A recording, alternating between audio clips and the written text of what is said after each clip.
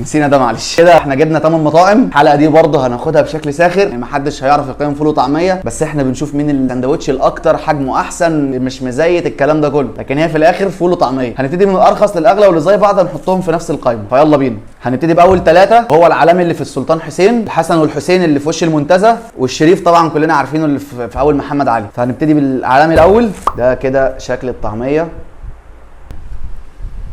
بص هو برضه يعني هو سندوتش طعميه حلو. هنخش على اللي بعده ونسيب التقييم في الاخر. يلا على اللي بعده. نخش بقى على اسماعيل الشريف، برضه كان بسعر 6 جنيه. سندوتشات جايه في كيسه ومدينا شويه مخلل محترمين صراحه يعني. ده كده شكله. وتالت واحد الحسن والحسين بسعر 6 جنيه برضه، كيس مخلل صغير. والله بص عارف لما بيديك السندوتشات في كيسه كده او ورقه، تحس كده انت واخد فول وطعميه. جو الطباق والحاجات دي الجديد دوت مش بتاعنا. ده كده الطعميه. طيب بالنسبه لاول 3، اكتر 2 عجبوني اسماعيل الشريف والعلمي، جامدين جدا مفيش فيهم اي اختلاف. كميه الطحينه مع السلطه مع الطعميه حلوه جدا. فرق بس ان اسماعيل الشريف بيحط طماطم بس، والعلمي بيحط خضار مع الطماطم، لكن الطعميه جامده هنا وهنا. الحسن والحسين طعم الطعميه كان ضعيف قوي، يعني ما اعرفش هو التوابل بتاعتها قليله او هو بيستخدم حاجه معينه قليله طعم الطعميه، فكان الطعم ضعيف شويه. ده الفرق الوحيد اللي بينهم.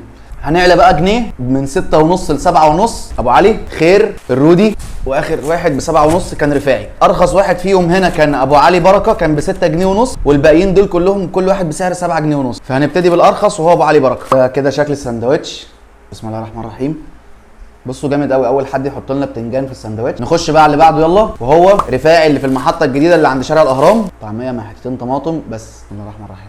على اللي بعده، هو تقريبا المطعم ده كان عامل ضجه، كذا حد اتكلم عنه، اسمه مطعم خير. حرفيا قعدنا ربع ساعه نجيب الاوردر دوت، ومدينا مخلل مع الساندوتش، وكان بسعر 7 جنيه ونص. هو تقريبا انا عرفت ليه سبب الزحمه وان ليه اسمه خير، يعني ده شكل الساندوتش قد ايدي انا كده، وعرفت ليه الناس زحمه عليه. 7 جنيه ونص. يا نهار ابيض، الساندوتش فيه بطاطس وبتنجان وطعميه وسلطه وطحينه، مدينا كمان مخلل جامد لدرجه ان هو فكرني كده بسندوتشات ايام زمان ديت. صراحه لغايه الان اول حد يخطفني كده كسندوتش. واخر واحد في قائمه 7 جنيه ونص وهو كان الرودي اللي في الممر. ده سندوتش الطعميه. بص انا عن نفسي السندوتش ده عجبني لان الطحينه فيه كتير، بس لو في حد ما بيحبش الطحينه مش هيعجبه السندوتش خالص، لانه بص من كتر الطحينه السندوتش اصلا بص اتقطع كده. بقى خلصت قائمه ال6 جنيه وال7.5. هنيجي لاغلى واحد فيهم وهو 8 جنيه. سندوتش فول وطعميه ب8 جنيه، فهو بصراحه يعني هتيجي من واحد كده كان عامل قلق الفتره اللي فاتت، وهو سامي وزه. خش عليه بسم الله الرحمن الرحيم. ان شاء الله يعني 8 جنيه بس مليان. فين اتقل سندوتش انا شلته، مليان بطاطس وبتنجان وبطاطس صوابع طعميه. هو بس السندوتش متروس حشو. بصوا السندوتش جامد يستاهل 8 جنيه، بس الصراحه الطعم عجبني اكتر من سندوتش خير. 8 جنيه فرق نص جنيه، فده جامد، بس ما جاش معاه مخلل.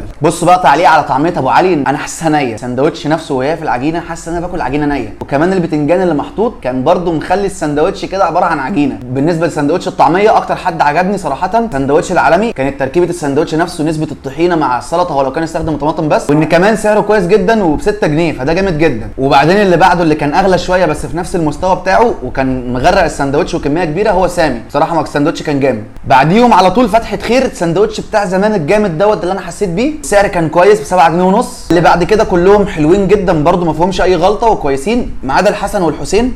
صراحه هو ما عجبنيش. انا ما اقصدش اقطع في رزق حد والله خالص، انا بس بقول تعليق ان هو ما عجبنيش قوي صراحه، يعني ممكن يعجب غيري. عايز اقول بقى معلومه مهمه، ان الفيديوهات اللي انا بعملها ديت بتبقى كلها تجارب. يعني انا ما اقصدش مثلا ان انا اقول لحد الناس مثلا سيبوا المطعم دوت وروحوا جربوا المطعم دوت، انا عمري ما قصدت كده.